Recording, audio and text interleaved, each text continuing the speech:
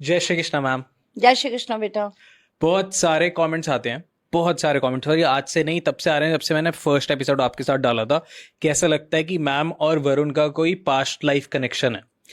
तो वो क्या, वो है सच में, क्या नहीं है, क्या बताइए आप।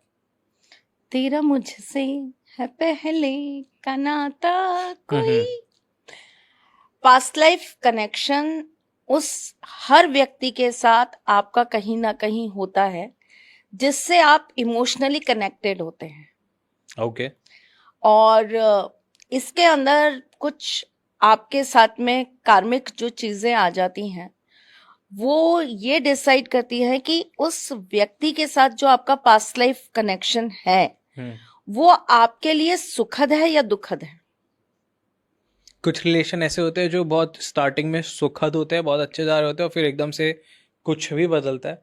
और जैसे होता है ना, देश बदल गया, हालात बदल गए, जज्बात बदल गए और सब कार्मिक खराब हो जाता है। रिलेशन, क्योंकि कार्मिक रिलेशन हमेशा आपको शुरू में बहुत ज्यादा एक दूसरे के साथ कनेक्ट करेंगे, हम्म। एक दूसरे के साथ बहुत जबरदस्त रिलेशन क्रिएट करेंगे, जीने मरने जैसी कस्में होंगी, वादे होंगे। आपको ऐसा लगेगा इस इंसान को मुझसे जुदा कर दिया गया ना, अगर ये और मैं जुदा हो गए अगर, तो कहीं ना कहीं सब खत्म। सांस ही नहीं आएगी, हम्म। धड़कन ही नहीं चलेगी, घबराहट के मारे आप उस चीज को इमेजिन भी नहीं कर सकते। वो आपकी कहीं सोच में भी वो बात नहीं आ सकती कि ऐसा हमारे साथ होगा। इतना जबरदस्त जिसे कहते हैं ना, कनेक्टिविटी, कनेक्शन, अट्रैक्शन, या मैं कह लूं मोह। हम्म। पर ये क्या सिर्फ लव रिलेशन में होता है या कोई भी रिलेशन? इसको थोड़ा और एनी, इंटरेस्टिंग बनाते हैं। जिसकी भी राहु की दशा, अंतरदशा या प्रति अंतरदशा शुरू हो रही है या हो गई है, या उससे जो भी जिसके भी चल रही है, इस बीच उनकी लाइफ में अगर किसी लव पार्टनर की एंट्री होती है तो ये क्या साइंस है? सबसे पहले हमको ये समझना पड़ेगा कि राहु की किसी भी तरह की आने से पहले की जो आंधी है, हाँ। कहते हैं ना हर वक्त आने से पहले अपना आगाज देता है, हम्म। आवाज देता है। आपके घर पे जब कोई आएगा तो वो आपके घर की डोल बेल बजाएगा। खटखटाएगा। हमारे यहाँ की घंटी बजती है तो हम्म। जब कोई आता है तो वो पहले आपको खटखटाता है। हम्म। राहु आने से पहले खटखटाता है। कैसे आहट देता है। खटखटाता है? आहट देता है। कैसी आहट देता है? राहु देता है आपको ऐसी आहट जिसमें वो आपको ब्लैंक कर देता है। Blank as in? Blank as in आपके अंदर ना किसी चीज की कमी कर देगा। आपको अचानक से ऐसा लगने लगेगा कि मैं बिल्कुल अकेला हूं, मुझे कोई समझता नहीं है, हाँ। मुझसे कोई प्यार नहीं करता। हम्म। अगर कोई हमारे को अच्छे के लिए भी कुछ समझाना चाहेगा तो हम कहेंगे ये सिर्फ लेक्चर देता है, ये कभी हमारी जगह बैठकर हमारी सिचुएशन नहीं समझता। कितना सर फेर देता है ना राहु। हाँ, तो ओके। राहु आपके अंदर बेसिकली अगर मैं कहूं तो एक खुश्की लाता है, हम्म। रूखापन ले आता है, हम्म। एक फिलिंदा ब्लैंक्स ले आता है, हम्म। खालीपन, अकेलापन, एकांकी। ये वैराग्नी है, ये एकांत है। हम्म। एकांत देगा, वैराग नहीं देगा। हम्म। आप चाहते नहीं हो एकांत होना, आप ये अकेलापन चाहते नहीं हो, वो आपको दे रहा है। अंदर से कैसी डिजायर दे रहा है आपको? लोगों कोई की। हो, हाँ।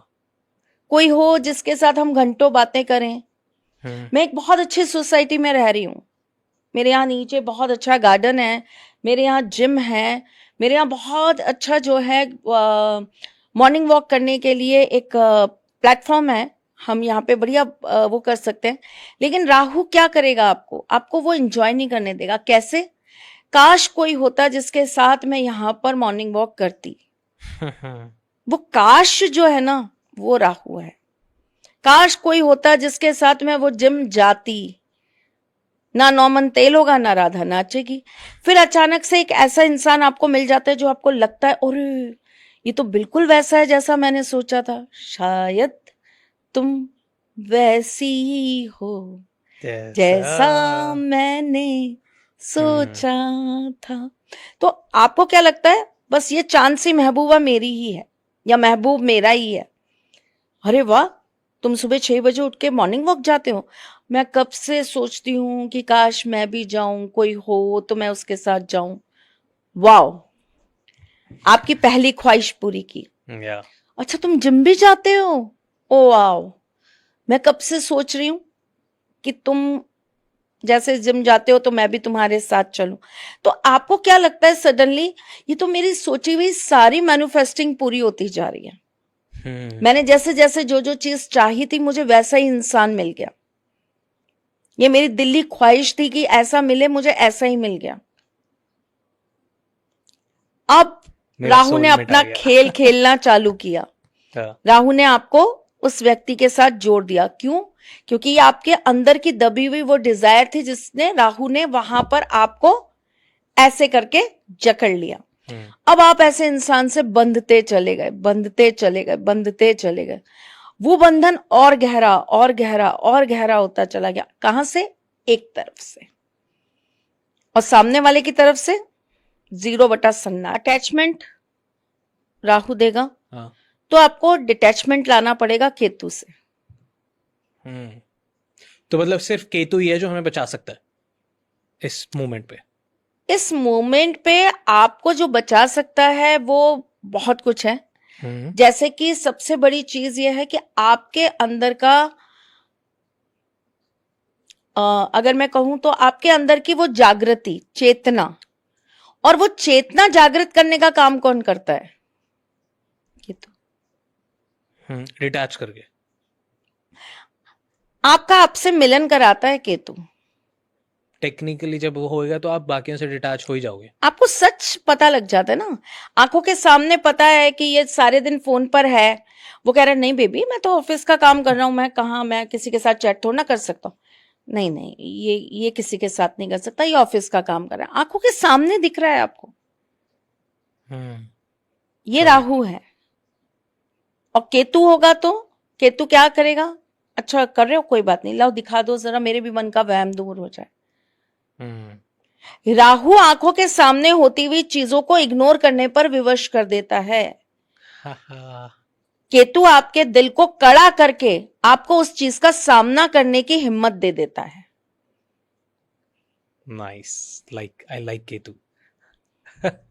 ओके, तो कैसे कर सकते हैं जो लोग, अब दशा अगर राहु की चल रही है तो वही बलशाली है, तो उस टाइम पे हम केतु का सहारा कैसे लें?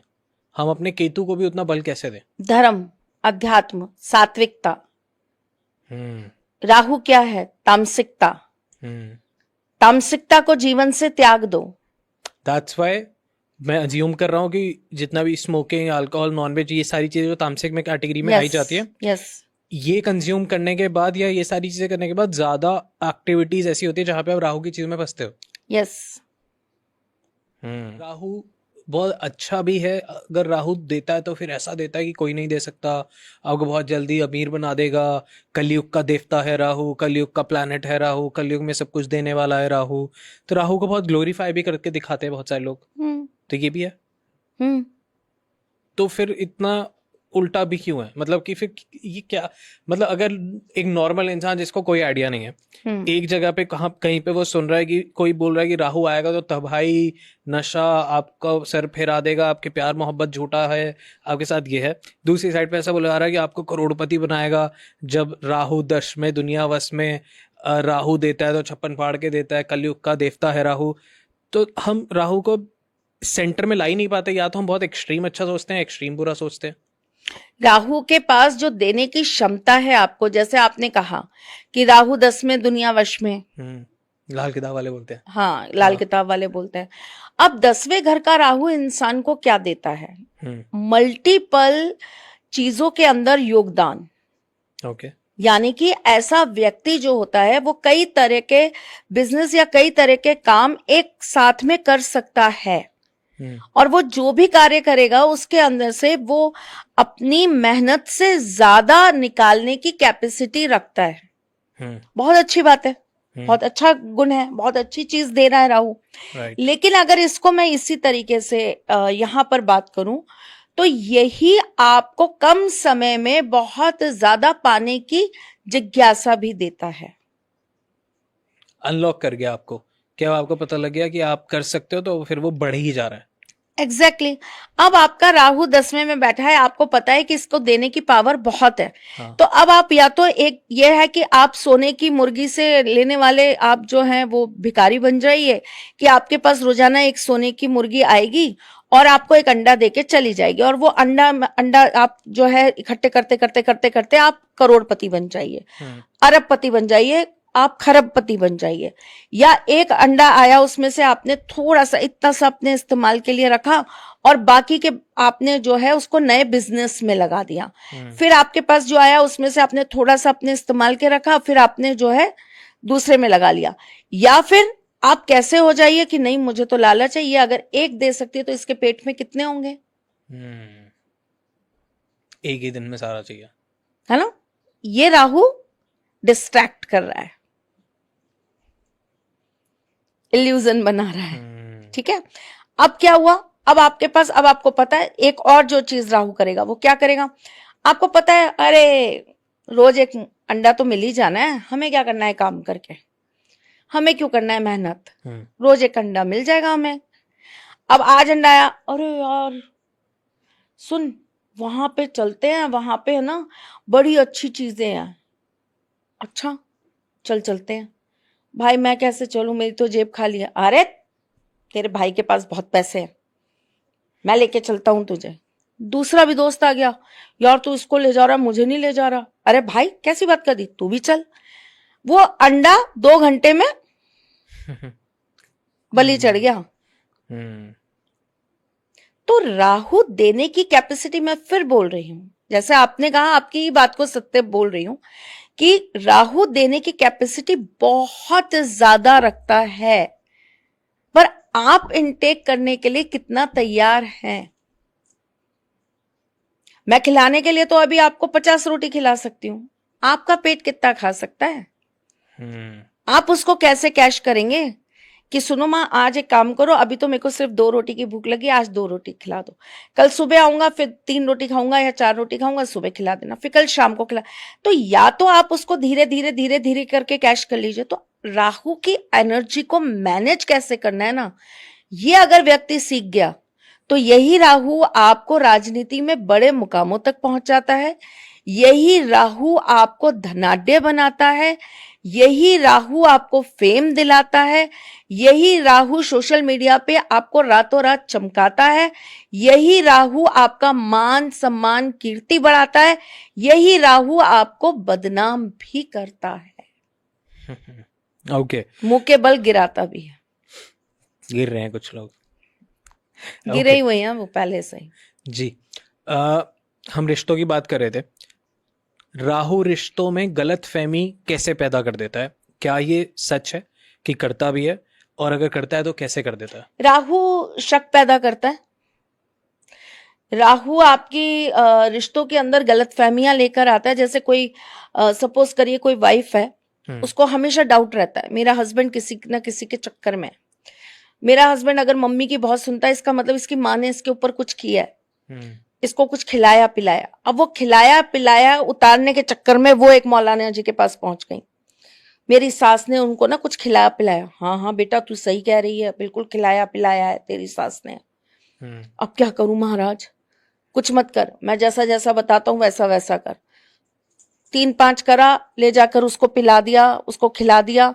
वो बेचारा, उसके ऊपर कुछ भी नहीं था, अब उसके ऊपर जरूर आपने चढ़ा दिया।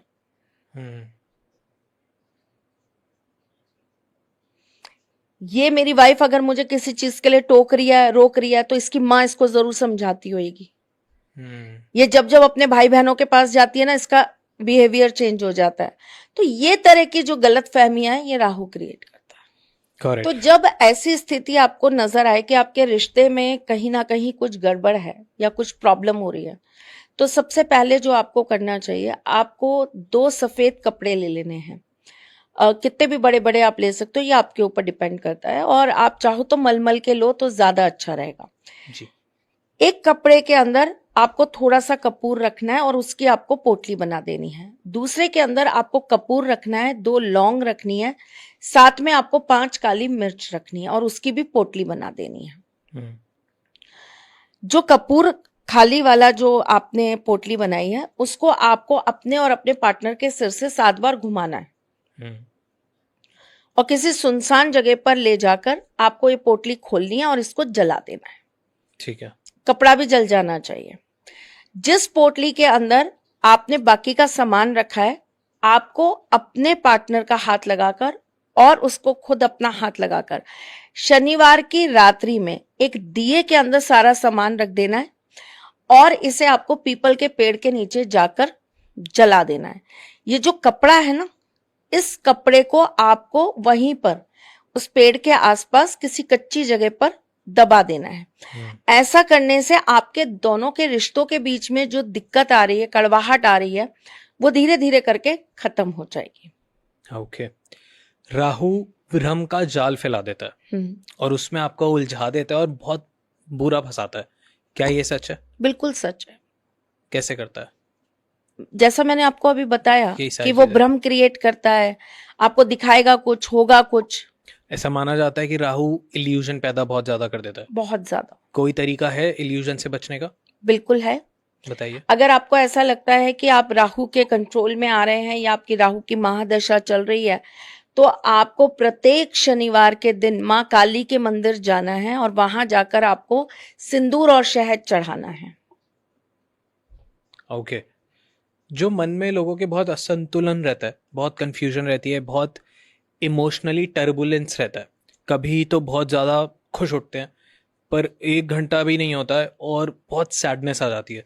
ये सारी चीज़ें जो होता है, मूड स्विंग्स हो गए, ये सब राहु करता है या क्या होता है उनके साथ? राहु थोड़ा थोड़ा इन्वॉल्व होता है इन चीजों में। ओके। पूरी तरह तो नहीं होता, पर हाँ थोड़ा थोड़ा होता है। तो उससे बचने के लिए क्या करें? सबसे बेहतर यह है कि एक तो आप अपनी दिनचर्या के अंदर अपना स्नान बहुत शुद्ध रखें। जैसे आप रोजाना नहा रहे हैं, अगर आप रविवार को स्नान कर रहे हैं तो आप अपने पानी में थोड़ा सा जीरा डाल लीजिए। सोमवार को आप स्नान कर रहे हैं तो आप इसके अंदर गंगा जल डाल लीजिए। मंगलवार को स्नान कर रहे हैं तो आप थोड़ा सा केसर डाल दीजिए। बुधवार को आप इसके अंदर हरी सौंफ डाल दीजिए। गुरुवार को हल्दी डाल दीजिए। शुक्रवार को आप थोड़ा सा इत्र डाल दीजिए। शनिवार को काले तिल डाल दीजिए। और ऐसे अगर आप रोजाना स्नान करते हैं, क्योंकि आपकी बॉडी जितनी स्वच्छ रहेगी, आपकी सोच जितनी पॉजिटिव रहेगी, राहु आपका कुछ नहीं बिगाड़ पाएगा। और फिर मैं आपको दोबारा वही रेमेडी दूंगी कि जितना आपका सिर ढका रहेगा, आपके बाल बंधे रहेंगे। आप कई लड़कियों को देखेंगे, उन्हें बड़ी आदत होती है बाल हमेशा खुले रख के चलने की। राहु को अगर पार पाना चाहते हो ना, सिर बांधना सीखो, बाल बांध के रखना सीखो। आज की लड़कियां जितनी मॉडर्न हैं, जितनी पढ़ी लिखी है ना, उतनी ही जल्दी पता नहीं क्यों ये राहु के चंगुल में आ जाती हैं और तुरंत दूसरे से प्रभावित होकर फंस जाती हैं। बहुत बुरी तरह फंस जाती हैं। और आप ये देखेंगे वरुण, इतनी बुरी तरह फंसती हैं कि तन मन धन सब लुटा देती हैं उस फर्जी इंसान के पीछे, और फिर बाद में उनके हाथ में सिर्फ बहुत वाइल्ड स्टोरीज। अभी मैंने एक पॉडकास्ट किया था डिटेक्टिव के साथ, उसका थीम ही यही था कि कैसे लव रिलेशन में जो एक्चुअल फ्रॉड्स हो रहे हैं और लोग कैसे बिल्डअप कर रहे हैं। वो पॉडकास्ट आप देखना, उसमें जो आप बता रहे हो ऐसी ऐसी थी कि ना रोंगटे ही खड़े हो जाएं कि लोग क्या कर रहे हैं। बहुत बहुत विचित्र कहानी बताई थी उन्होंने, तो दिल दहलाने वाली बातें हैं, वो लंबा बात हो जाएगी। ओके। क्या राहु हमें गलत डायरेक्शन की तरफ अट्रैक्ट करता है, not just in love relationship but in कोई सही डायरेक्शन में जाने ही नहीं opportunity वगैरह? देता? आपको डिस्ट्रैक्ट करेगा, आपको सही डायरेक्शन में जाने ही नहीं देगा। आप पूजा पाठ की तरफ जाने लगेंगे तो आपको पूजा पाठ से मन हटा देगा। आपका नहाने का मन नहीं करेगा। आपके घर में कोई पवित्र काम हो रहा है, पूजा पाठ हो रही है, आपको इरिटेशन करने लगेगा। लोगों को ऐसा लगता है कोई भूत का प्रेत का साया है, लेकिन ऐसा नहीं होता। ये सारी चीजें कहीं ना कहीं राहु भी क्रिएट करवाता है। आपको असली और सही रास्ता नहीं चुनने देगा। अगर राहु अच्छा नहीं है कुंडली में, तो आप सही काम कभी नहीं कर पाए। कई कई लोगों को ऐसे नहीं ताना मारते, आपने घर परिवार में सुना होगा, ये तो जब करेगा उल्टा ही काम करेगा, इसे तो पीछे की रोटी खाने की आदत है। ये सब राहु हैं। कैसे होते हैं राहु पर्सनालिटी वाले लोग, उनके बारे में बताइए। खोए खोए, हाँ भ्रमित, हाँ। अपनी चीजों को सही मानना, जो मैं कर रहा हूं सही है, जो मैं सोच रहा हूं सही है, मेरी चीजों पे उंगली मत उठाओ, मुझे रोको मत, मुझे टोको मत, मेरे किसी काम में पैर ना लगाओ। और यही पे वो लोग कैसे होते हैं जो राहु पर्सनालिटी ड्रिवन ही है, बट उन्होंने जाने अनजाने में या जान के अपने राहु को बहुत स्ट्रांगली चैनलाइज कर दिया जो उनके फेवर में काम कर रहा है। अब वो कैसे होते हैं? बहुत संभले हुए, हम्म, चीजों के लिए बहुत संतुलन से सोच समझ कर बोलने वाले। राहु के प्रभाव में जो लोग होते हैं ना, वो कुछ भी बोल सकते हैं। आप उनकी बातों का बुरा मत मानिएगा। कुछ लोग होते हैं, हमारे भी इर्द गिर्द बहुत सारे लोग ऐसे हैं, हम उनके बात का बुरा ही नहीं मानते। भाई वो कह रहा है, वो बड़बोला है, वो बोलेगा, वो कुछ भी बोलेगा, उसकी बात का बुरा मत मानो, है ना। जब बोलेगा दिल दुखाएगा, हाँ हाँ हाँ हाँ, दिल से नहीं बोल रहा वो। हाँ, जैसे मैं आपको बताती हूँ, कुछ ऐसे लोग होते हैं जिनको आप देखेंगे तो आप कहेंगे कि अरे भाई, इनको 6-7 बजे के बाद इनको मत छेड़ो, इनके ऊपर पता नहीं कौन सा भूत सवार होता है। अंधेरा हुआ उसके बाद ये अलग ही दुनिया में, अलग ही जोन में होते हैं। तो राहु से प्रभावित जो लोग होते हैं ना, वो बहुत बड़बोले होते हैं, कुछ भी बोलने वाले होते हैं। उन्हें ऐसा लगता है हम बहुत स्ट्रेट फॉरवर्ड है, उन्हें ऐसा लगता है हम मुंह पे कह देने वाले हैं। नहीं नहीं नहीं नहीं, आप किसी के इमोशंस को ना समझने वाले लोग हो। अब लोगों को केटर नहीं स्पष्ट बोलो, स्पष्ट बोलना बुरा नहीं होता, लेकिन किसी के मुंह पे चप्पल नहीं मारी जाती। राइट, थोड़ी तो डिप्लोमेसी होनी चाहिए। तब आपकी भाषा ऐसी होनी चाहिए, आपके शब्द ऐसे होने चाहिए, आपके वाक्य ऐसे होने चाहिए कि सामने वाले को बात भी पहुंच जाए और दिल भी ना दुखे, और उसमें अभद्रता ना हो। राहु वाले अभद्रता का यूज ज्यादा करेंगे। जो लोग राहु ड्रिवन ही है पर उनका राहु पॉजिटिव हो चुका है, उन्होंने केटर कर लिया, वो लोग लव रिलेशन में कैसे होते हैं? वो लोग अपने पार्टनर्स के साथ कैसे होते हैं? ये बहुत टेक्निकल और बहुत कॉम्प्लिकेटेड क्वेश्चन है वरुण। इसको पहले तो देखना पड़ेगा कि यहाँ पर सिर्फ आपने राहु को अगर सही कर लिया तो फिर देखना है कि बाकी ग्रह कैसे हैं, वो आपको क्या। तो ये पर्टिकुलर हम सबके लिए नहीं बोल सकते, या आप एक व्यक्ति विशेष की बात कर सकते हो, या आप हर किसी के लिए नहीं बोल सकते। करेक्ट। और जिन लोगों का राहु फर्स्ट हाउस में, वो कैसे होते होंगे? जिनका राहु फर्स्ट हाउस में है, ऐसे इंसान अपने बारे में सोचने वाले, पैसा बहुत रहता है इनके दिमाग में, हर चीज में पैसा चाहिए, पैसा कमाना है, पैसा बढ़ाना है, अपने आप को कैसे लोगों के सामने और ज्यादा शो ऑफ करना है। अहम वहम और मैं तीनों देता है। आपने सुना होगा पहले के जमाने में मम्मी कहती थी ऐसे सर पकड़ के मत बैठो, वो बहुत अपशगुन होता है, बिकॉज ऑफ राहु। ऐसे सिर नहीं पकड़ना चाहिए, बुद्धि भ्रमित हो जाती है, चीजें खराब हो जाती है और आपके पास सारी की सारी नेगेटिव चीजें ही आपको पकड़ती हैं। ऐसे सिर पीटना, अपना राहु कंट्रोल कर लो इससे ढक के, ऐसे सिर पीटना नॉट गुड। ये छोटी छोटी बारीक बारीक चीजें हैं, अगर इसको आप जोड़ेंगे तो अपनी लाइफ में, अपनी लाइफस्टाइल के साथ। अब हम आते हैं केतु पे। जब राहु की बात होती है तो टेक्निकली केतु की बात करते हैं, और मेरे से ही बात पर राहु अभी पूरा नहीं हुआ, अभी रह रहा है। राहु बहुत रह रहा है। बताइए। तो बेसिकली हम जब ये सारी चीजों पे बात कर रहे हैं तो सबसे पहले हमें ये समझना पड़ेगा कि हमें राहु से क्या लेना है और कैसे लेना है। जैसे कि आपने मुझसे बोला कि मेरे फर्स्ट हाउस में राहु है, तो राहु आपको क्या पावर दे रहा है? फर्स्ट हाउस में आपको पावर दे रहा है किसी भी चीज को बहुत जल्दी क्लिक करने की। ठीक है, हर एक चीज को करने की कॉन्फिडेंस लेवल को बढ़ा दे रहा है। मैं ये भी कर सकता हूं, मैं ये भी कर सकता हूं, मैं ये भी कर सकता हूं, पर क्या छीन ले रहा है आपसे? संयम। 100%। मैं वक्त नहीं दूंगा कि मैं 2 साल बाद ये काम करूंगा, पूरी तरह पहले सीखूंगा फिर 2 साल बाद दूंगा, ये राहु नहीं देगा। राहु आपको उस चीज को अब भी करना है, और बहुत जल्दी कल को कोई आगे ना बढ़ जाए। बेटा जी, इस दुनिया में कोई ऐसा काम नहीं है जिस काम को करने के लिए हर दूसरे दिन आपके कॉम्पिटिटर खड़े नहीं होते। राइट। आप आज भी करोगे तब भी आपके कॉम्पिटिटर हैं, आप कल करोगे तब भी कॉम्पिटिटर, और आप परसों करोगे तब भी कॉम्पिटिटर है। मेरे पास इतनी मोटी किताब है जिसमें मैं डेली बिजनेस आइडिया लिखता हूँ, डेली, कुछ ना कुछ नया, कुछ ना कुछ अलग इंडस्ट्री से रिलेटेड कुछ ना कुछ करता हूँ, फिर उसको काटता हूँ क्योंकि मेरे को लगता है कि यार ये मैं कर तो लूंगा, बहुत करोड़ों भी कमा लूंगा, पर शायद अभी नहीं कर सकता क्योंकि अभी मैं यहाँ फंसा हूँ, मैं वहां फंसा हूँ, क्योंकि मैं ऑलरेडी इतनी चीजें कर रहा हूँ। और इस चीज से मेरी टीम बहुत परेशान है कि वो कहती है तू एक चीज पे टिकता नहीं है। अगर किसी एक चीज पे टिक गया तो वो बहुत बड़ी कर सकता है। मैं भी बहुत परेशान हूँ भाई। कि हाँ, किसी एक चीज पे टिकता नहीं है, क्योंकि मैं खुद भी महसूस नहीं कर पाता, मैं टिकना चाहता हूँ पर मेरे को ऐसा लगता है कि यार ये ज्यादा अच्छा है या ये ज्यादा अच्छा है, तो यहाँ तो राहुल ने मेरे को फंसा दिया तगड़ा। पर मैं अब इसका अवेयरनेस भी है कि मेरे को पता है कि यार मेरे को टिकना है एक जगह पे, गिनती के 5 साल भी दूंगा तो शायद बड़ा कर दूं, पर मेरे से नहीं होता। फिर मैं सोचता हूँ कि चुपचाप। तो अब यहाँ पे समझो इसको इसको जैसे आप डिकोड करने का वहम पाल रहे थे ना, अब इस वहम को दूर करो। जी। कैसे दूर करो? अब यहाँ पर आपका राहु आपको क्या देता है?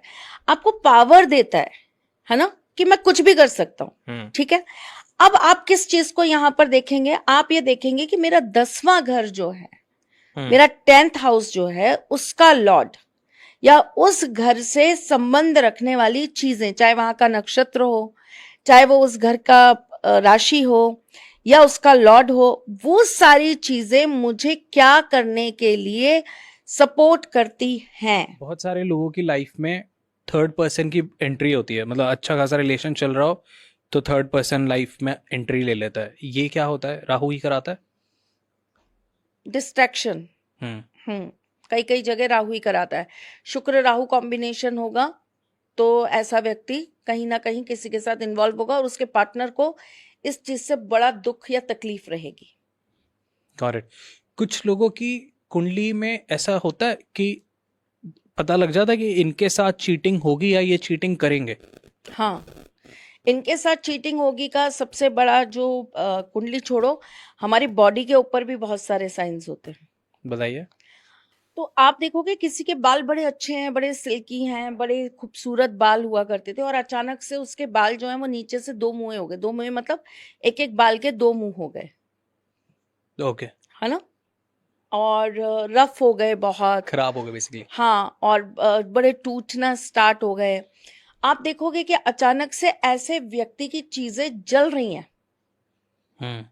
कपड़े हैं, गलती से कोई चीज लग गई, तीली लग गई, कोई चीज हो गया, आग लग गई। घर के मंदिर में दीपक जलाया, आग लग गई।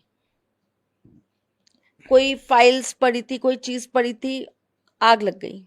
गाड़ी, स्कूटी, मोबाइल, कुछ भी, मतलब आपके साथ में ऐसे इंसिडेंट्स हो रहे हैं जहां आपकी चीजें ब्लास्ट हो रही हैं, जल जा रही हैं। अगर आपके साथ ऐसा हो रहा है तो ये भी एक तरह का आपके साथ बहुत बड़ा सिम्टम है इस चीज का कि आपकी लाइफ में आपके रिलेशंस को लेकर आपको सतर्क होने की जरूरत हो गई है। वाओ। ओके। अब कुछ लड़कियां होती हैं, आप देखोगे कि उनके ना ये वाली जो जगह है, हथेली जिसे हम कहते हैं, ये वाला जो हमारा मणिबंध होता है, यहां से लेके और इस जगह तक जहां हमारा हाथ ऐसे मूव करता है, इस जगह के बीच में अगर ऐसी लड़कियों को लाल रंग का कोई तिल है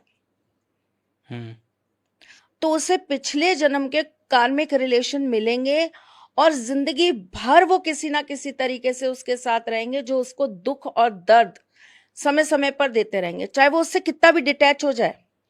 कार्मिक रिलेशनशिप दुख दर्द देने ही आते हैं, अच्छे भी होते हैं?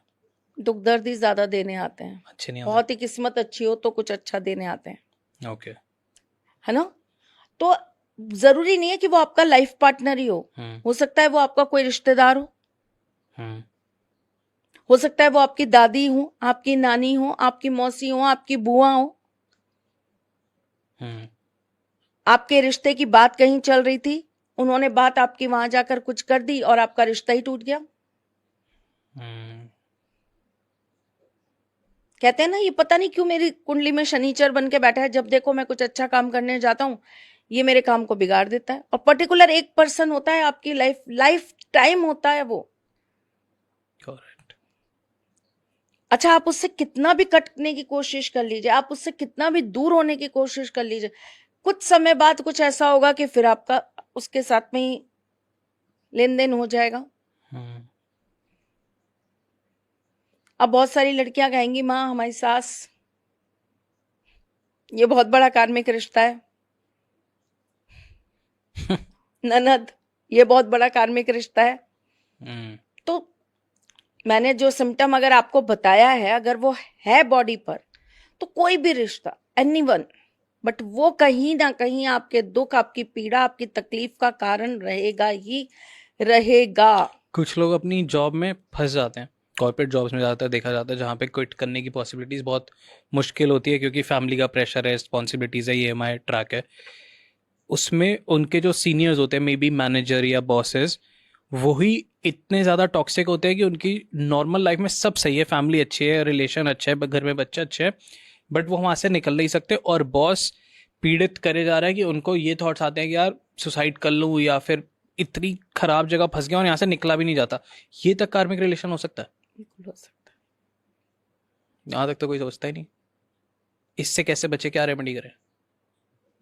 अगर आपके साथ ऐसा कुछ हो रहा है तो आप लगातार 11 शनिवार भैरव बाबा के मंदिर में शनिवार की रात्रि में जाकर एक चमेली के तेल का दीपक जरूर जलाकर।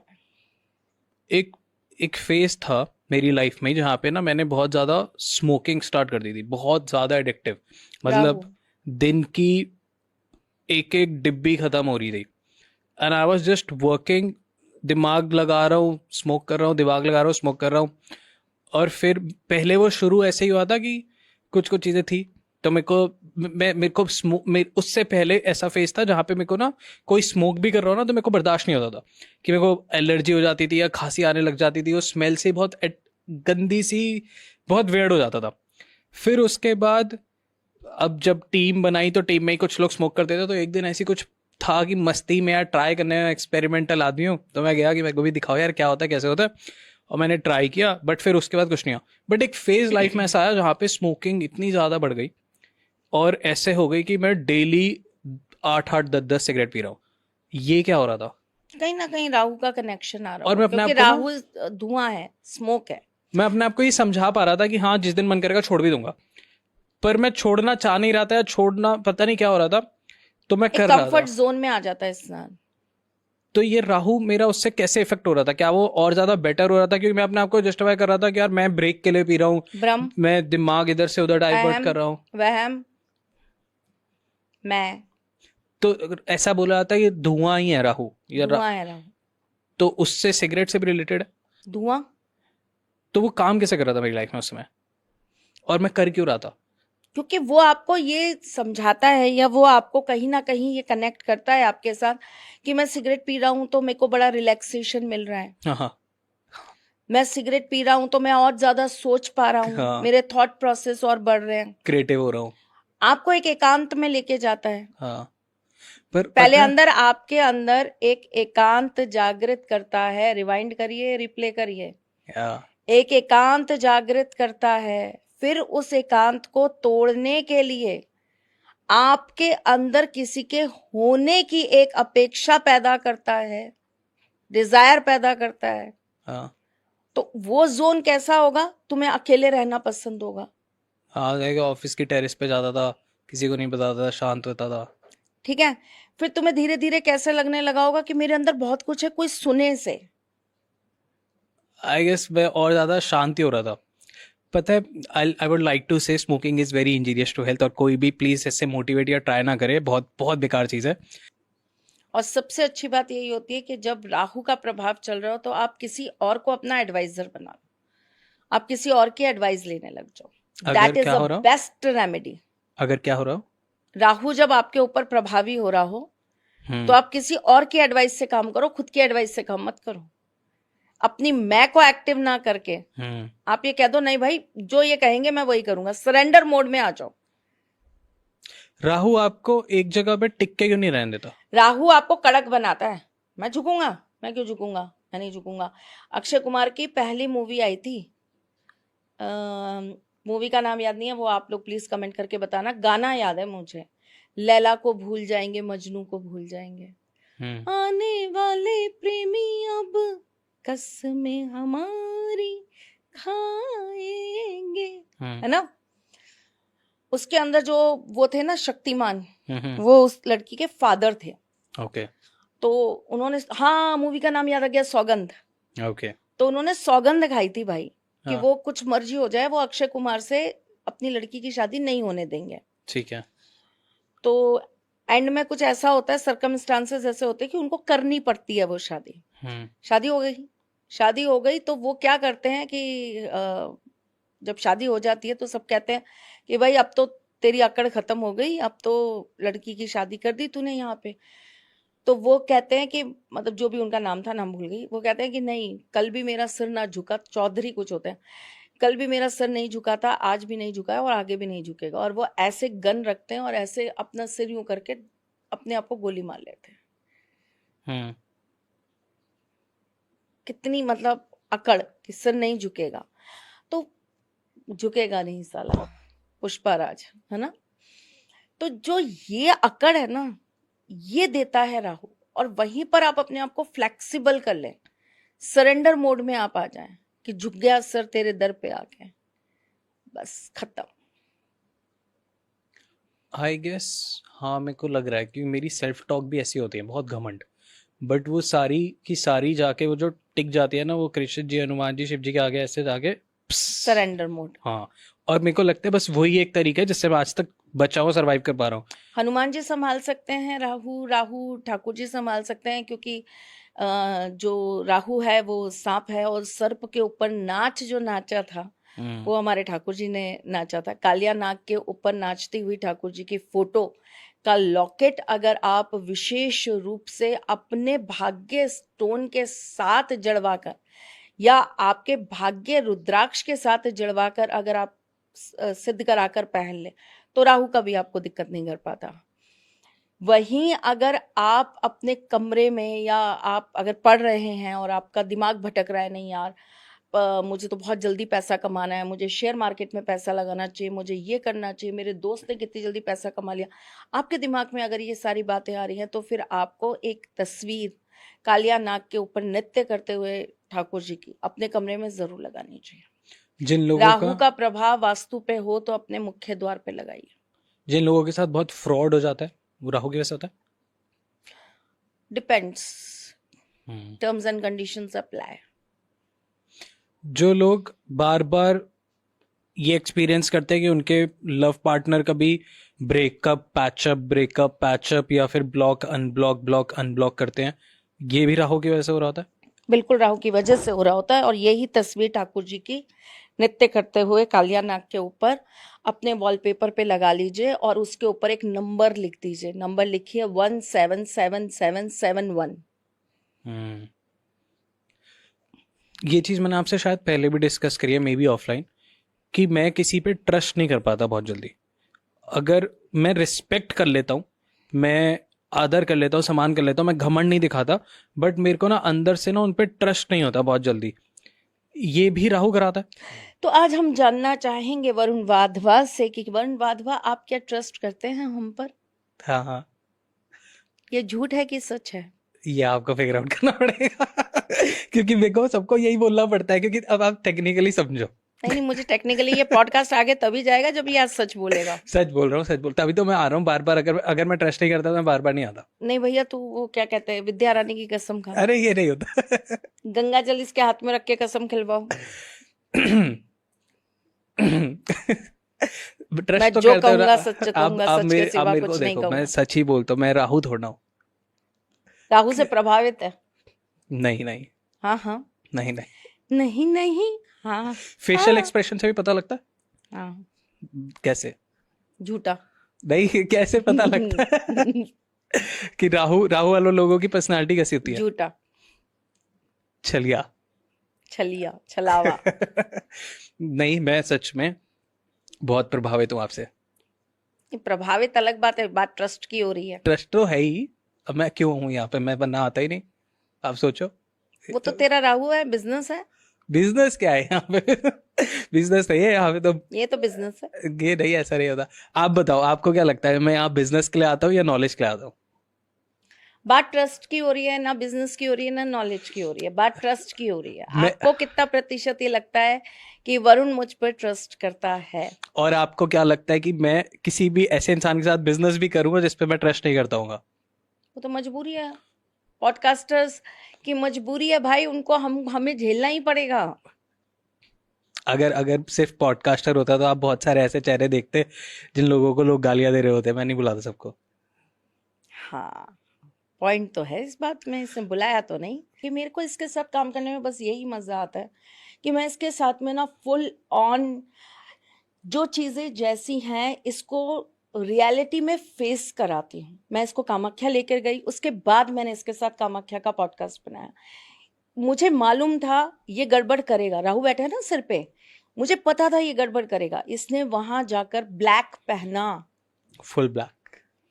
फुल ब्लैक पहना।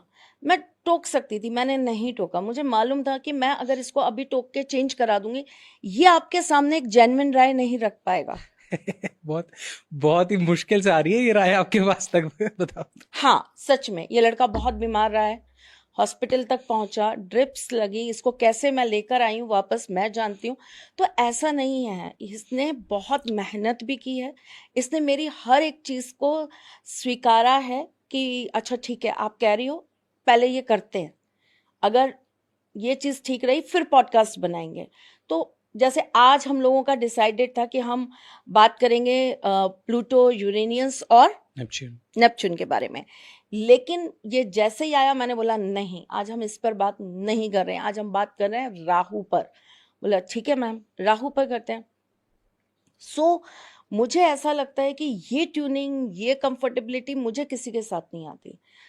मैं जिस प्रवृत्ति की हूँ कि मुझे चीज़ें चाहिए होती हैं बहुत अलग तरीके से, एडवेंचरस चीज़ों जब सामने ला रहे हैं तो पूरे तरीके से सामने ला रहे हैं, पूरे तथ्य के साथ सामने ला रहे हैं। तो उन चीज़ों में मुझे बहुत हेल्प करी है वरुण ने, और बहुत बहुत बहुत मदद करी है इस चीज़ में वरुण ने मेरे साथ चलने में। अगर मैं नाम कहूँगी, पूरे आज तक मैंने जिनके साथ भी पॉडकास्ट किया, पहला और आखिरी नाम जो मुझे लगता है कि मेरे को सबसे अच्छी तरीके से जानता है वो वरुण है। फिर अगर मैं कहूँगी कि थोड़ा और नीचे चले जाए, मतलब अगर उस चीज़ को आप 20% और कम कर लें तो तरुण है, फिर उस चीज़ को और 10% कम कर लें तो आप तमन्ना, फिर उसको और 10% कम कर लें तो फिर बहुत सारे लोग उसमें आ जाते हैं। नमित भी बहुत जानता है क्योंकि नमित मेरे यहाँ घर पे बहुत आता है, लेकिन लिमिटेड टाइम के लिए। पर जो मेरे साथ घर में भी है, मैं ड्राइव कर रही हूँ तो मैं कैसी हूँ, मैं रास्ते पे किस तरह पागलों की तरह गाड़ी रोक के गाना चला के और फिर मैं बैठ जाती हूँ कि अब थोड़ी देर ध्यान लगाएंगे फिर चलेंगे, वो सारा मेरा पागलपन इसने झेला है। पूरी पूरी रात गंगा जी में खड़े होकर जाप करना और इसको बोल देना कि देख वरुण ध्यान रखना, अगर मैं बाई चांस भी लहर मुझे ले गई या कुछ हो गया, मुझे तैरना नहीं आता, मुझे बचा लेना। तो वो जो मेरे लेवल ऑफ माय मैडनेस थी ना, वो मुझे लगता है कि सबसे ज़्यादा इसने ही झेली है। जब राइट। शतकास्तु चालू हुई थी, ये हमने स्टार्ट की थी लगभग जून में 2025 में, और हम दोनों का यही संकल्प था, हम दोनों ने यही बात की थी कि हमें किसी 1 रुपया भी हमको नहीं चाहिए, हमको कोई चीज़ इसके अंदर नहीं करनी है। अगर ये बढ़ता है, ये ग्रोथ करता है तो हम अपनी टीम ज़रूर बढ़ाएंगे ताकि लोगों के घर घर तक जो है कहीं ना कहीं हम माध्यम बन जाएं कि हम उनको घर बैठे काम दे रहे हैं। वो बच्चियां जो घर के बाहर नहीं जा सकती बट वो चाहती हैं कि वो कुछ पैसे कमाएं, वो चाहती हैं कि उनके जीवन में कुछ अच्छा हो, तो हम उनके लिए यहाँ पर काम करेंगे। फ्री कोर्सेज, उनको डिजिटल मार्केटिंग सिखाना, यस, उनको बहुत सारी चीजें हमने कितने सारे, आई टेल यू, कितने सारे एनजीओ हैं जहाँ पे हमने बात की थी कि अगर वो एनजीओ में जो बच्चों के पेरेंट्स नहीं होते, वो उनको जब वो 8th स्टैंडर्ड के बाद आते हैं तो उनको वो कोर्सेज कराते हैं कि आप डिजिटल मार्केटिंग सीखो, आप टाइपिंग के कोर्स करो, आप ये वाले कोर्स करो, आप वो वाले कोर्स करो। और फिर वो कोर्स करके कहाँ जाए, वो क्या करे अब कोर्स करके? उन्होंने सीख ली टाइपिंग, उन्होंने सीख लिया डिजिटल मार्केटिंग, अब उनको कोई एमएनसी नहीं मिल रही है, उनको कुछ नहीं मिल रहा, बट उनको सर्वाइव करना है। अब वो जब अपना 12th पास होते हैं, जब वो कॉलेज में आते हैं तो उनको एक्स्ट्रा इनकम चाहिए होती है, उनको स्टाइपेंड्स चाहिए होते हैं, हमने उनसे कनेक्ट किया कि अगर हमारे पास ट्रैफिक आता है, हमारी ये होता है, तो हम कंटेंट राइटिंग का काम किसी को दे सकते हैं, हम ग्राफिक बनाने का किसी को काम दे सकते हैं। अगर कोई ट्रैवलिंग में शौकीन है, कि किसी को धर्म के कामों में भी अच्छा लगता है, धार्मिक चीज़ों में अच्छा लगता है, और वो ट्रैवलिंग भी करना चाहता है, तो हमने कहा कि आप काशी जाओ, आप वहाँ पे हमारे बहुत सारे मंदिर के साथ टाई अप है, बहुत सारे वहाँ पे पुजारी हैं, आप उनसे बात करो, उनसे ज्ञान लो, उनसे एक्चुअल जो वो पढ़ रहे हैं, काशी जो स्पिरिचुअल हब माना जाता है जहाँ पे पंडित जी एक्चुअली डेली पढ़ाई कर रहे हैं, उनसे वो आपको, वो ऐसे नहीं जाएंगे कि आप वहाँ पे चले गए और आपने कहा एक पॉडकास्ट कर दो और वहाँ पे आपका सारा काम हो गया। आप उनके साथ वक्त बिताओ, आप उनको जानोगे, उनका दिनचर्या क्या है, वहाँ से आप रिपोर्ट बना के हमें भेजो, हम आपका ट्रैवलिंग का भी देंगे, हम आपके वहाँ पे स्टे का भी देंगे, हम आपके वहाँ पे जो आपने कंटेंट बना के हमें दिया हम उसका भी आपको पैसा देंगे, और वो कंटेंट हम आगे डिस्ट्रीब्यूट करेंगे, और वो आप तक फ्री ऑफ कॉस्ट आ रहा है। और जैसे ही आप तक वो फ्री ऑफ कॉस्ट आ रहा है, किसी एक दो लोगों को प्रॉब्लम हो जाती है कि ये इतना काम कर क्यों रहे हैं। और इसके अंदर हमने बहुत कुछ सोचा था। हमने ये भी सोचा था कि इसके अंदर हम जो चाहेंगे कि हम गुरुकुल ज्वाइन करें, हम उनको अपने पास रखेंगे, संस्कृत, हम उन्हें गुरुकुल में अपने पास पढ़ाएंगे, हम उन्हें सिखाएंगे, हम अपनी तरफ से स्कॉलरशिप देंगे, हम उन्हें आगे बहुत सारी चीज़ें करने का मौका देंगे। और ये बेसिकली ये एक बिजनेस मॉड्यूल नहीं था, ये आप कह सकते हो कि ये एक समाज सेवा ही थी जिसको हमने चालू किया था, कि ईश्वर के नाम से हम ये काम करने जा रहे हैं, ईश्वर के लिए ये काम करने जा रहे हैं। और सबसे बड़ा जो इसको करने का उद्देश्य था, जिस पर मैं कन्वेंस हुई थी इसकी बात पर, इसने मुझसे ये कहा था कि मैम 100 रुपए के अंदर एक व्यक्ति का संकल्प लिया जाता है और उसकी पूजा कराई जाती है, क्या ये पॉसिबल है? मैंने बोला नहीं बेटा, ये पॉसिबल नहीं है। 100 रुपए में क्या ही आता है? मिठाई लेने जाओ, फल लेने जाओ, फूल लेने जाओ, एक ब्राह्मण को भी आप अगर दिन का एक बहुत मतलब क्या बोलूँ मैं, दिहाड़ी नहीं बोल सकती, बड़ा अपमानजनक एक शब्द हो जाएगा अगर मैं ये बोलूँ कि एक ब्राह्मण को अगर आप एक दिन का वेतन भी उस चीज़ का दे रहे हैं, तो वो आप कितना दे पा रहे हैं आप उसको, उसकी दक्षिणा के रूप में? मात्र 1100 रुपये, 2100 रुपये। तो देखिए, ये मुझे लगता है कि हमें इसको सही तरीके से लोगों के सामने लाना चाहिए। कॉस्टिंग बेशक लोगों को ये मालूम होनी चाहिए कि वहाँ 100 रुपये में काम हो रहा है, यहाँ 5100 में होगा, लेकिन काम जेन्युइन होगा। यहाँ ब्राह्मण तरीके से बैठेंगे, यहाँ तरीके से काम होगा। क्यों? क्योंकि यहाँ आंखें हमारी हैं, मेरी हैं, मैं वॉच कर रही हूँ। आज तक कोई भी ऐसी पूजा नहीं है जो मैंने अपनी आंखों के सामने नहीं कराई। और सिर्फ एक बात, हमारी बहुत ज़्यादा लाइक आर्ग्यूमेंट कहो या फिर कुछ भी कहो आप, हमने घंटों बैठ के डिस्कशन किया है, क्योंकि मैं ये पूछता था कि आप लोग इतने कम में कैसे करा रहे हैं और हमारी कॉस्टिंग इतनी ज़्यादा कैसे आ सकती है। तो जब मेरे को पूरा उन्होंने इकोनॉमिक्स समझाया, तो वहाँ पे जो पूजा हो रही है 1100 रुपये में, यहाँ पे वो 11,000 की हो रही है। मैंने कहा ऐसा क्या डिफरेंस आ रहा है? वहाँ पे पूजा ही नहीं हो रही है पहली चीज़ तो, बट वहाँ को छोड़ो, यहाँ पे आते हैं कि 11,000 में क्या हो रहा है। जब मैम ने मेरे को चीज़ें दिखाई कि इसमें एक्चुअल ये धातु जा रहा है और ये इतने ग्राम ऑफ धातु जाएगा, उस धातु की कॉस्ट ही 3,500 है। अब वो मेटल की कॉस्ट ही जब 3,500 रुपये, जिसमें अभी प्रॉफिट नहीं निकाल रहा हूँ, अभी सिर्फ जैसे कि गोल्ड का आप रेट निकालते हैं ना, ऐसे अब उस मेटल की कॉस्ट निकालेंगे, वही 3,500 आ रही है इतने ग्राम्स ऑफ मेटल की। फिर उसके बाद यहाँ पे चाहिए आपको 5 या 11 आई गेस जो वो होते हैं पंडित जी चाहिए जो मंत्र पढ़ेंगे। अब वो मंत्र जितने पढ़ने हैं उसमें जाना है 6 घंटा, 6 घंटे ऑफ। अब आप भूल जाओ कि ये पंडित जी हैं, आप भूल जाओगे वो मंत्र पढ़ रहे हैं। आप बस इसको एक नॉर्मल टेक जॉब समझो कि एक इंसान जो जॉब कर रहा है वो 6 घंटे अपना एक दिन का निकाल के अगर वो बैठ रहा है, तो इंडियन गवर्नमेंट के अकॉर्डिंग मिनिमम वेज जो होता है वो कितना होता है आप जाके देखो। पर आर का जो वेज है अगर हम उसको भी कैलकुलेट कर रहे हैं, तो वो भी अगर हम उनको मिनिमम भी देते हैं, हालांकि वो अभी पंडित हैं पर हम पंडित भी नहीं देख रहे, अभी हम देख रहे हैं एक नॉर्मल इंसान जो सिर्फ एक ड्यूटी कर रहा है, जो मिनिमम वेज है, अगर हम वो भी देते हैं तो भी हम इतने 11,000 की पूजा नहीं कर पाएंगे। वो कॉस्ट वैसे नहीं आएगी। घूम फिर के हमारे पास जो पैसा बचेगा वो सिर्फ उस वेबसाइट पे जो एड रन होगी, एड रन जो हम वेबसाइट पे एड नहीं कमा रहे, जो एड आप तक पहुंचाएगी कि ये चीज भी हो रही है, उसमें लग जाएगा। तो घूम फिर के ये आ जाता है नो प्रॉफिट नो लॉस पे। अब मैं रहा कैपिटलिस्ट आदमी, मेरे को लगता है कि जो चीज नो प्रॉफिट नो लॉस पे आ जाती है उस चीज को करने का कोई फायदा नहीं है। क्योंकि आप, इसलिए फायदा नहीं है कि आप घर कुछ नहीं लेके जा रहे, इसलिए फायदा नहीं है कि आप 2-3 महीने के बाद डेड हो जाओगे, आप उसको कर ही नहीं पाओगे। तो मेरे को था कि मैम इसमें कुछ तो प्रॉफिट रखना होगा जिससे मैं टीम और बढ़ा सकूं, हम लोग प्रोफेशनल भी रखें कि अगर हम अगर एनजीओ के साथ भी टाइप कर रहे हैं और वो कंटेंट बना रहे हैं पर उनको कंटेंट बनाना आता है पर उनको प्रोफेशनली उसको प्रोवाइड करना नहीं आता, तो एक प्रोफेशनल तो रखेंगे ना जो कंटेंट समझता हो, जिसने जॉब करी हो कंटेंट में। वो मांगता है 60,000 रुपये हमसे। अब जब वो 60,000 रुपये मांगता है, हमारी सारी बिजनेस इकोनॉमिक्स खत्म, 2 महीने में श्रीता दास तो बंद हो जाएगा। अब हम क्या करें? फिर हम देखते हैं हम पे जो जमा पूंजी है, वहाँ मैम कहती है कि जो कमाया लगा देंगे, जो है लगा देंगे सब, तो ये मंदिर के लिए कर रही हूँ, ये कर रही हूँ, कर रही हूँ। फिर मेरा दिमाग फंस जाता है कि यार कहाँ फंस गया मैं कि ये तो चलेगा ही नहीं, 3 महीने 6 महीने में हम खत्म हो जाएंगे। फिर मैं आता हूँ कि अच्छा अब इसको ना यहाँ से बिजनेस मॉडल बनाया जा सकता है, इसकी 60,000 रुपये की सैलरी ऐसे जस्टिफाई होगी, हम ये करेंगे, हम वो करेंगे। फिर आ जाता है कि आपको ये अब ये पूजा यहाँ पे जाके करनी है, आपको पूरी टीम को लेके कामाख्या टेम्पल जाना है। एक कामाख्या टेम्पल की राउंड टिकट ट्रिप, अगर आप दिल्ली से जा रहे हो तो आपको किसी से जानने की नहीं जरूरत है। आप किसी भी टूरिस्ट वाले टूर्स एंड ट्रैवल वाली कंपनी से जाके पूछो कि हम 4 लोगों को लेके जा रहे हैं, तो हमारा कामाख्या टेम्पल में आना जाना 3 दिन का स्टे कितने का पड़ेगा, जो भी वो आपको अमाउंट बता रहे हैं। हम लोग 40 लोग जाते हैं। तो अब मैं कह ही नहीं रहा कि हम आपको अपने फाइनेंसेस बता, आप जाके खुद रिसर्च कर लो कि एक राउंड ट्रिप 3 से 5 लोगों की, आप फैमिली के साथ ही जा रहे हो, टूर्स एंड ट्रैवल जो भी आपको पैकेज दे रहे हैं, हम आप बस उसको इंटू 10 कर दो, क्योंकि हम 40 लोग लेके जाते हैं। और ऐसी बातें कहनी नहीं चाहिए, लेकिन जब बात की बात निकली है तो आज आपको बताती हूँ। जब पहले फर्स्ट मंथ के अंदर हम लोगों ने जब ये कहा था कि हम जो भी लोग हमसे जो भी काम कराएंगे और जो भी चीज़ें होंगी हम जाके कामाख्या में करेंगे, तो मैंने वरुण से ये कहा था कि हम सिर्फ और उतने ही पैसे वहाँ पर बोलेंगे या कहेंगे जितने हमारे जेन्युइन उस पूजा में लगेंगे।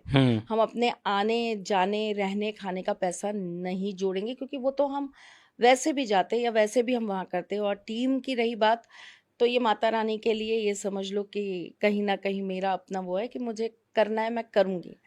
और आप ये मैं और वरुण दोनों ही बैठे हैं, और आप यकीन मानिए वो सारी पूजा कराने के लिए जो पहले मंथ में हमने अपनी जेब में से वहां पर लगाया था, वो अराउंड 8 लाख रुपीस थे।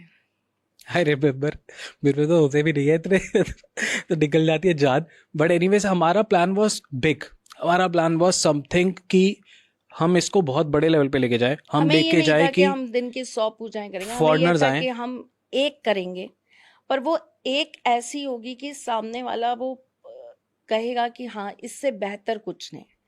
मतलब हमने ये नहीं कहा कि आप आइए, आपका फलाना काम है, हम आपकी बलि भी दिलवाएंगे वहां पर, जो वहां का रिवाज है, नहीं। राइट। हमने अगर सेवा ली है तो हमने वहां बोला है कि हम कबूतर आजाद करेंगे। हमने बकायदा वीडियोस में भी हमने किया है। और अगर आपको अभी भी कोई भी डाउट है कि मैं शायद झूठ बोल रहा हूँ या आपको मैम पे भी डाउट है, अगर आपका लाइफ में कभी भी, एंड आई वांट कि अगर आप हिंदू हो तो होए, अगर आपका लाइफ में कभी भी कामाख्या टेम्पल जाना होता है, तो आप वहाँ पे जो भी पुजारी मिलता है, आप उनसे बस मैम के बारे में फीडबैक ले लेना। That's it. अगर आपको हम पे डाउट है, अगर आप कामाख्या टेम्पल लाइफ में कभी भी जाते हैं, आज जाए, परसों जाए, 10 साल बाद जाए, आप वहाँ पे जाके किसी भी पुजारी से, या वहाँ पे जो बाहर भोजनालय है वो भी जानते हैं मैम को, या वहाँ पे कोई आसपास जो वो होते हैं जो पूजा वगैरह कर रहे होते हैं, सफाई वगैरह कर रहे होते हैं, या वहाँ पे जितने हेल्पर्स हैं, सिक्योरिटी गार्ड्स हैं, क्योंकि मैंने देखा है, मैं अपनी आंखों से देखा है। और अगर हम इतने पैसे वाले होते हैं अंबानी की, हम सब कुछ खरीद लेते, तो हम मंदिर तो नहीं खरीद सकते ना। तो आप जाके वहाँ पे जाके बस मैम का फीडबैक ले लीजिए, आपको सब क्लियर हो जाएगा कि कौन कितना सच्चा है, कौन कितना नहीं है। That's it, I rest my case. Anyways आज फिर टॉपिक से भटक गए, केतु पे आते हैं। केतु एक अपने आप में पूरा पॉडकास्ट है, जैसे राहु हमने किया है, तो पर केतु के बारे में मैं कुछ कुछ चीजें आपको बता देती हूँ। केतु आपको मोक्ष देता है, और केतु के लिए ऐसा कहा जाता है कि केतु 12वें स्थान में हो तो इंसान को मोक्ष मिलता है। मैं इस स्टेटमेंट को थोड़ा सा ठीक करना चाहती हूँ। देखिए, मृत्यु के बाद क्या मिलता है हमें नहीं पता,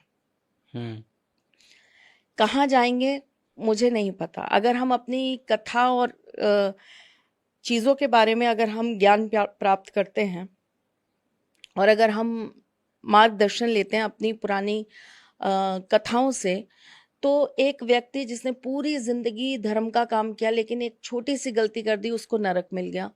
और एक व्यक्ति जिसने हमेशा अधर्म किया लेकिन कुछ चीजें उसने अच्छी कर दी, तो उसको स्वर्ग मिल गया। तो देखिए, किसको स्वर्ग मिलेगा, किसको नरक मिलेगा, किसको ठाकुर जी के चरणों में जाने का मौका मिलेगा, ये तो मृत्यु के बाद की बात है। और इस पर बात करना मुझे लगता है कि ठीक है, कहीं ना कहीं इल्यूजन है, क्योंकि आप किसी को सिर्फ ये दिखाते रहते हो कि तुम्हारे 12वें घर में केतु है तो तुम्हें मोक्ष मिलेगा। मोक्ष का रास्ता कौन देगा? 12वें घर का केतु अगर बैठा है तो 12वां घर तो शैया सुख भी है, राइट। आपकी फिजिकल डिजायर्स भी है, फिजिकल डिजायर्स की फुलफिलमेंट भी है, आपकी सेक्सुअल लाइफ भी है, आपका और आपके पार्टनर के बीच का एक दूसरे के साथ किस तरह का फिजिकल रिलेशन है वो भी है। अगर 12वां घर आपका पीड़ित होगा या 12वां घर आपका किसी भी प्रकार से दिक्कत में होगा तो ऐसा व्यक्ति अपने पार्टनर के साथ एक बेड पे ही नहीं सो पाएगा। करेक्ट। उनकी फिजिकल लाइफ अच्छी नहीं होगी, है ना। तो 12वें घर में अगर आप केतु की बात कर रहे हैं तो उस केतु को मोक्ष तक ले जाने का कैसे आप कार्य कर सकते हैं, वो केतु मोक्ष को कैसे प्राप्त करेगा, ये सीखना 12वें घर का केतु है। मरने के बाद आपको मोक्ष मिलेगा या नहीं मिलेगा, लेकिन जीते जी आप उस 12वें घर के केतु को एक्टिव करके मोक्ष के रास्ते पर चल सकते हो। किसी के 12वें घर में अगर केतु बैठा है तो ऐसे व्यक्ति को अपने अंदर से सारे के सारे वहम निकाल देने चाहिए। ऐसे व्यक्ति को अपने अंदर से ईगो निकाल देनी चाहिए। ऐसे व्यक्ति को इल्यूजन्स खत्म कर देने चाहिए। ऐसे व्यक्ति को एक्सपेक्टेशंस खत्म कर देनी चाहिए, डिजायर्स खत्म कर देनी चाहिए। कैसा हो जाना चाहिए ऐसा व्यक्ति? वास्तव में एकांत में रहने वाला साधक, एक समर्पित भक्त, धर्म के ऊपर क्वेश्चन उठाने वाला नहीं, धर्म के मार्ग को खोजने वाला एक भक्ति में व्यक्ति।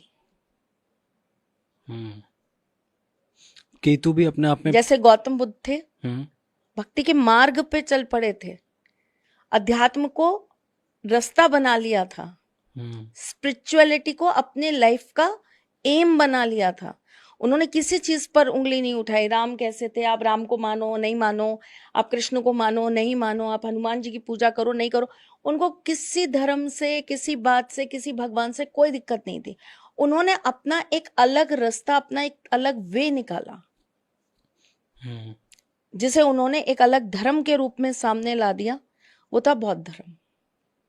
राइट। जैसे महावीर स्वामी थे, उन्होंने एक अलग मत बना दिया, जैन मत। उन्होंने एक अलग तरह की चीजों को, हाँ बिल्कुल, गुरु नानक देव जी। तो ये कैसे लोग थे जिन्होंने किसी को कभी काटा नहीं कि मैं ही हूं सनातनी, मैं ही ये कर सकता हूं, मैं ये हूं, मैं वो हूं। नहीं नहीं नहीं, एक और रास्ता बना दिया, एक और रास्ता बना दिया, और बहुत इजी वे बना दिया कि आप अगर उस रास्ते पे नहीं चलना चाहते तो हमने आपके लिए एक और रास्ता धर्म का आपको दे दिया। नाइस। आपको ग्लास के ऊपर मलमल का कपड़ा रखकर पानी पीना चाहिए। क्यों? ताकि एक छोटे से छोटे जीव जंतु का भी आप गलती से भी वध ना कर पाए, या उसे आप गलती से भी मार ना दें, पी ना जाए। तो इतनी चीजों का भी ध्यान रखा गया। सुबह जब आप उठते हैं तो गैस के चूल्हे पे कुछ भी पकाने से पहले उस पे फूंक मार लीजिए। क्यों? क्योंकि रात को छोटे छोटे वहां पर कीटाणु आ जाते हैं जिनको आपको हटा देना चाहिए, वरना आप जैसे ही बर्नर ऑन करेंगे वो बेचारे तो जल जाएंगे।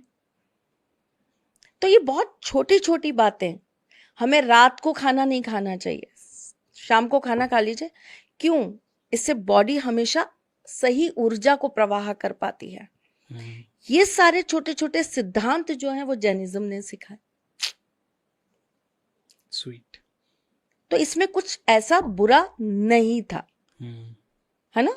किसी चीज को हमने वो नहीं किया कि भाई ये मत करो, कुछ खंडित नहीं करके अपना वे बनाना। हाँ। तो ये आपका 12वें घर का केतु आपको बेवजह की चीजों में उलझाता नहीं है, बल्कि आपको एकांत का साधक बना के आपको एक नया रास्ता दे देता है, वो रास्ता मोक्ष का होता है।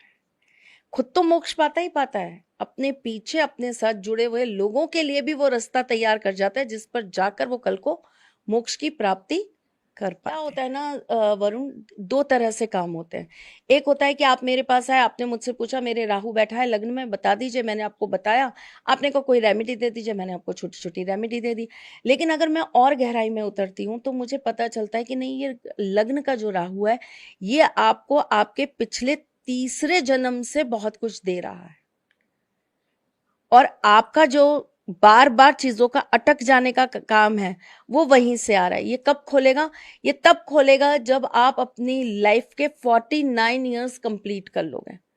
तब तक या तो ये आपको ऐसे ऐसे ऐसे ऐसे ऐसे ऐसे ऐसे ऐसे वेग के साथ चलाता रहेगा, नहीं तो ये आपको कब देगा? जब आपका जीवन का 49 इयर्स खत्म हो जाएगा। इसका कोई और तोड़ है? क्या हम इसको पहले पा सकते हैं? तो उसके लिए कहाँ क्या काम आएगा? केतु। किसका? आपका नहीं, केतु उस जातक का या उस व्यक्ति का जो आपके इस राहु को आपके साथ जोड़कर देखने का काम कर रहा है। मतलब जैसे मैं अगर आपके फर्स्ट हाउस के राहु को देख रही हूं तो मेरा केतु कैसा है? Oh damn. तो पंचम में अगर राहु है तो आप कमेंट करके बताओ केतु कहाँ है। ये तो मस्त चीज है। ओके। तो वो केतु क्या करेगा? सामने वाले का जो आपको रेमेडी बता रहा है वो केतु क्या करेगा आपका? वो केतु बेसिकली आपके उस चीज को काटने के लिए सामने वाले को वो योग्यता देगा कि वो अपनी साधना से, अपनी शक्ति से, अपनी चीजों से, अपनी भक्ति के बल से, अपने आराध्य के साथ से, अपने आराध्य की पूजा से, अपने मंत्रों से, यानी कि अपनी ऑल टोटल अगर मैं बात करूं तो साधना के साथ वो आपकी उस चीज को कैसे पार करना है उसका आपको रास्ता बता सकता है। इसमें आपकी कोई भी चीज जुड़ी नहीं होती कैलकुलेशन ऑफ एस्ट्रोलॉजी। ये उससे ऊपर की दुनिया है जो केतु देता है। आपकी एनिवर्सरी आपके जीवन में बहुत जबरदस्त प्रभाव डालती है। जिस तरह हम हर साल आने वाला अपना बर्थडे मनाते हैं और उस जन्मदिन पर मिलने वाली विशेष से हमारा वो साल बहुत अच्छा जाता है, उसी प्रकार हमारी शादी की सालगिरह, जिस दिन हमारी शादी हुई होती है, उस दिन का भी हमारे साथ बहुत विशेष महत्व होता है। आपकी शादी की सालगिरह पर आपका एक विशेष शिवजी पर किया हुआ अभिषेक आपके रिश्तों में और ज्यादा मजबूती लाता है। अगर आप भी अपने रिश्ते में और मजबूती लाना चाहते हैं तो प्लीज श्री तथास्तु पर तुरंत जाएं। जय श्री कृष्ण। जय श्री कृष्ण।